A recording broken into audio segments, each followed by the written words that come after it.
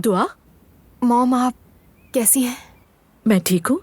तुम बताओ कैसी हो? हमारे जाने के बाद किसी ने कुछ कहा तो नहीं था? वो तो मुझ पर टूट पड़े थे, जैसे मुझे जंजीरों से बांध कर अजियत देनी हो। मॉम आप उन लोगों को समझते क्या हैं? और सब छोड़ें, क्या अजलान मुझे नीचा दिखाने देगा किसी को? कभी भी नहीं। कल जो कुछ भी हुआ अच्छा नहीं हुआ, लेकिन अब आप भी बात को ज्यादा मत बढ़ाएं ना, थोड़ा तो समझें। हमारी तरफ से कोई मशरूब बांट दें और बात खत्म करें। दुआ, मुझे ये बताओ कि तुम किस मशरूब की बात कर रही हो? तुम यूनिवर्सिटी छोड़ रही हो और शादी की फिक्र कर रही हो। और एक बात बताऊं, मुझे इस शादी की बिल्कुल भी परवाह नहीं है। डियर मॉम, देखिए कल मेरी तबीयत खराब हो गई थी, इसका एहसास है ना? ये बातें मुझे परेशान कर रही हैं, रुक जाएं। हाँ ओके बेटा, बिल्कुल ठीक है। तुम अपने लिए कितना गलत कर रही हो दुआ, तुम्हें इस बात का अंदाजा ही नहीं। आखिर मैं तुम्हें किस तरह समझाऊं? तो मत समझाए मॉम, बस मेरा साथ दीजिए, ठीक है? मैं तुम्हारे साथ हूँ, इसीलिए तुम्हें समझा रही हूँ बेटा। तुम्हारे साथ मैं हमेशा रहूंगी, इस बात को कभी ना भूलना। सुन लिया ना तुमने? ठीक है प्यारी मॉम, नहीं भूलूंगी। आज हम लोग खाला की तरफ जा रहे हैं शादी के इंतजामात के लिए। आप कब तक पहुंच सकती हैं? आज मेरे स्कूल में पेरेंट्स मीटिंग है दुआ, मैं नहीं पहुंच सकूंगी। ठीक है मॉम, मैं और खाला कर लेंगे तैयारी। Okay good.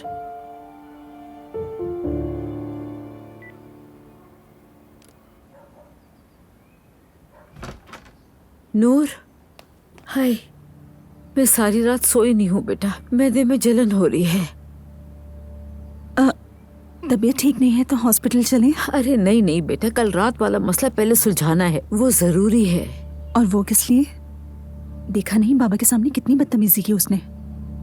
बेटा, उसका मिजाज ही ऐसा है। क्या मतलब इसका? उसके सामने कोई आम आदमी नहीं बैठा था अम्मी, उसके सामने अब्दुल्ला उनाल मौजूद था। हमने जितनी आराम से बात की वो उतना ही सर चढ़ रही थी। तो अब क्या करें बेटा, क्या हम भी उनसे लड़ाई शुरू कर दें? तो चुपचाप सुनते रहे क्या? और क्यों सुने, आखिर वो लोग हैं ही कौन? मैं सिर्फ अपने बेटे की खुशी के लिए कर रही हूँ। अजलान साहब को दुखी ना देखने के लिए ऐसे ऐसे लोगों की बातें सुनेंगे क्या? घर बसाने वाली औरत होती है, समझदारी से काम हमें लेना है। और रही बात उस औरत की, तो वो भी वक्त के साथ साथ सही हो जाएगी।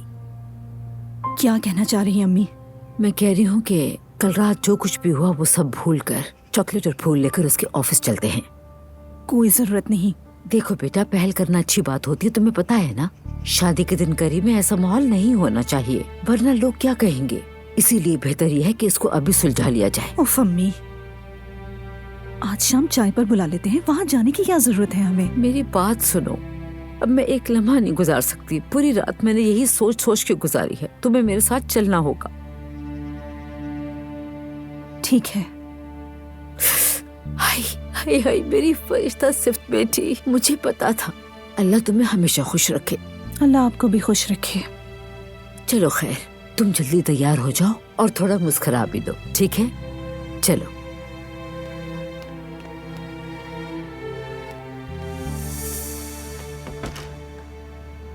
अब यही रह गया था कि जाकर मनाएंगे उसको।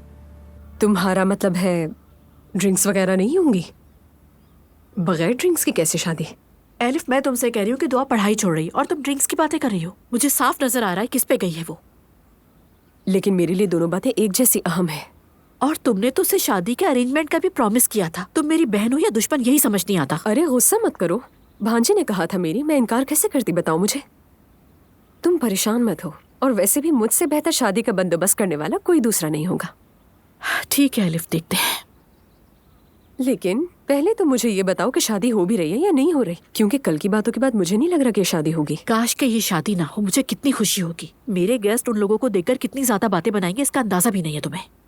अरे बातें कर रहे हैं तो करने दो उन्हें, पीठ पीछे उन्हीं की बात होती है जिनमें कोई बात हो। क्या हो गया है तुम्हें? हम कोई पॉप स्टार नहीं है जो बातों का मजा ले। नॉर्मल से लोग हैं, क्या बेवकूफी की बातें करती हो। क्या पता कल को बन जाए।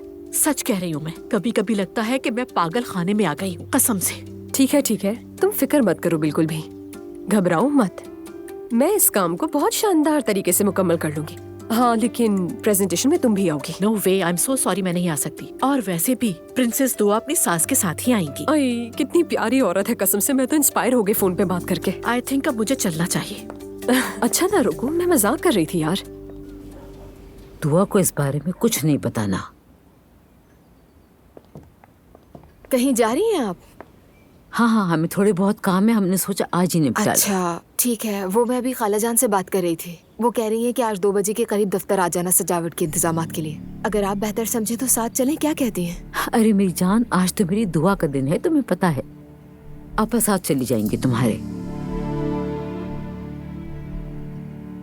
मैं भी बिजी हूँ आज दरअसल। सच कहूँ तो मैं कोई रास्ता निकाल लूंगी। ठीक है चलें, कोई बात नहीं, फिर मिलते हैं हम। चलो, अपना ख्याल रखना।